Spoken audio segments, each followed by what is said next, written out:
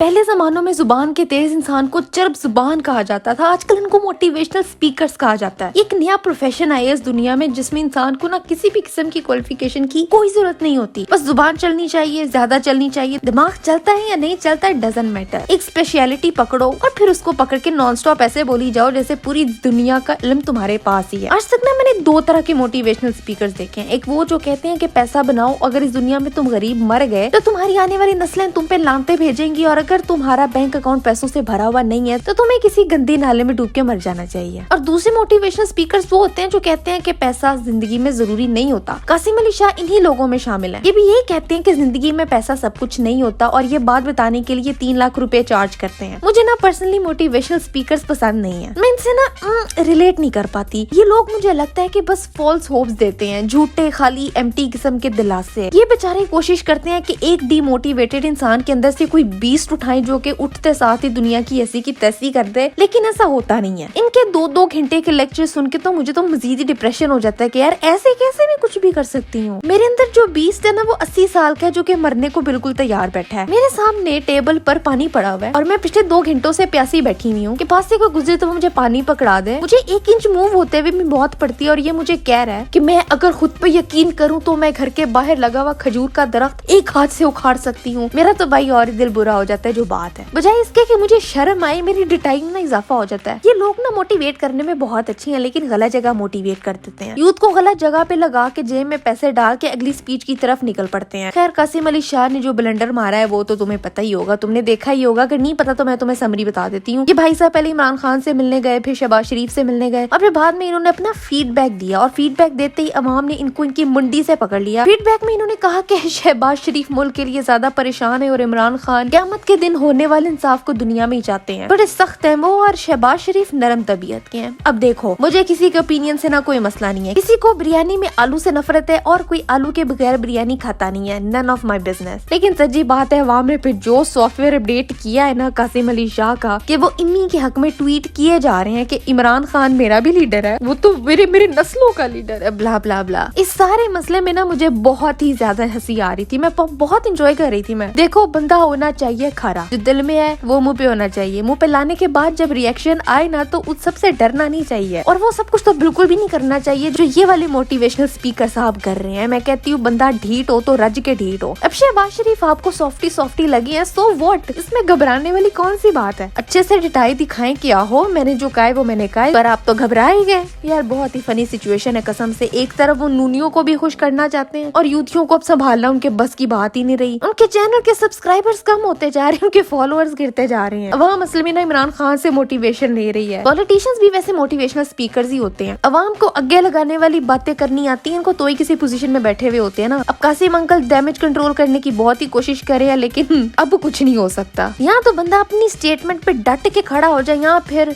मगरमच्छ के मुंह में हाथ ही ना रखे। और एक और बात, ये बाकी सब छोड़ो, मुझे कोई ये बताए कि इस बंदे में कॉन्फिडेंस क्यों नहीं है, इतनी ऑकवर्ड बॉडी लैंग्वेज क्यों है। भाई आप तो मोटिवेशन देते हो दूसरों को, आपको किसी ने भी नहीं दी। हाथ रखने की जगह ढूंढ रहे हैं, पाँव रखने की जगह ढूंढ रहे हैं, पैरों के साथ क्या करूं, हाथों के साथ क्या करूं। फिर लोगों ने ये भी बड़ा मजाक उड़ाया कि अंकल ने इम्मी के घर से टिश्यू निकाल के जेब में रख लिया। यार खैर है, देखो होता है, क्या पता उनकी गाड़ी में टिश्यू ना हो। होता है ना कभी कभी हमारे साथ भी ऐसा कि लंबे सफर पे निकलना हो, तो just to be on a safer side हम घर से 5-6 टिश्यू निकाल के जेब में रख के निकल जाते हैं। कोई बात नहीं यार, खैर है। अब इतना भी ट्रोल है ना करो। किसी को शहबाज सॉफ्ट लगता है, किसी को इम्मी सॉफ्ट लगता है, कोई बात नहीं। अब देखो, मैंने यहाँ पे इम्मी को अच्छा कह रही हूँ, ना ही मैं किसी और को सॉफ्ट कह रही हूँ। मुझे इस सिचुएशन से कोई लेना देना नहीं है, पर ये बहुत फनी थी सीरियसली। बहुत वियर्ड बात भी है कि कासिम अंकल की पूरी फैमिली का वोट इमरान खान का है, लेकिन उन्हें ज्यादा ममता वाला प्यार शहबाज शरीफ से मिला है। बस यार मेरा तो भरोसा ही उठ गया इस दुनिया से, इन सारे मोटिवेशनल स्पीकर से। बस मैं तो बस उकता चुकी हूँ। खैर तुम लोग बताओ, तुम्हें सिचुएशन में हंसी आई या तुम्हें गुस्सा आई या तुम एंजॉय कर रहे हो, तुम्हारा क्या रिएक्शन है मुझे नीचे कमेंट्स में लिखो। और आज के लिए बस इतना ही था। मैं मिलती तुमसे अगली वीडियो में एक नए टॉपिक के साथ।